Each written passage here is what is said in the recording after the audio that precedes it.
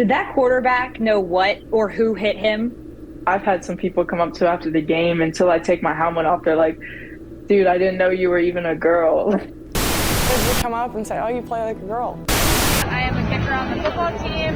Today was my first first home game, first kick, and I'm feeling very good. The first female to ever play in a Power 5 football game. What emotions are you feeling now that you've reached such a milestone? Honestly, it's just so exciting, and the fact that I can represent like the little girls out there who wanted to do this or, thought about playing football or any sport really, and it encourages them to be able to step out and do something big like this. So. I gotta ask, why are we still doing this? Why are women still trying to play with men? Why are men still trying to play with women? And most importantly, why are we still pretending all of this is okay? Now, when it comes to football, women playing alongside of men is a liability. Now, we know this, but we ignore it. Now, as we know, football is a contact sport typically played amongst men, and a lot of touching is involved. Now, I'll add to that part a little later, but in this game, a man can do a lot of violent things to another man on the field, and the worst he will get is a 15-yard penalty. Now, we also know in every game, there's always a potential fight. Cheap shots are given, and all can lead to injuries. Some could be career-ending, and it's all accepted as being part of the game. Now, of course, none of these things can happen to females on the field. In fact, if a male player fights a female player, well, he will not be getting flagged for unsportsmanlike conduct, or get suspended for that matter. He'll be looking at jail time for assault, and a lawsuit will follow.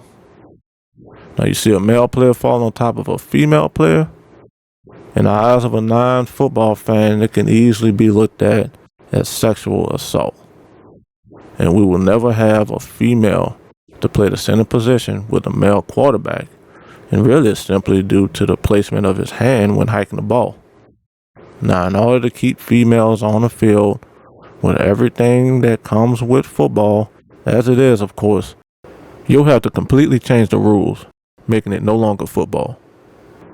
And this was roughing the passer, by the way. Great technique wrapping the arms for the tackle, though, but once the quarterback releases the ball, you can no longer engage the QB at all. Plus, the way he fell on top of it was a little suspect to me, not saying that the quarterback did anything wrong. But typically a free runner like that going full speed would be on top of the quarterback, not the other way around. But anyway, where do we draw the line with all this? When I see a woman come onto the field, promoting the slogan, "Play like a girl" on the back of her helmet, what did that really mean? Because when men become trans and do play like girls, it becomes an outcry, and suddenly that same slogan, "Play like a girl," becomes the endangerment of women's sports. It's time to stop men from participating in women and girls sports, and that day is today. So if we continue allowing these women to play football with men, ignoring all the liabilities that come with it, then we also need to ignore men playing like girls. That means, we need to leave Leah Thomas alone.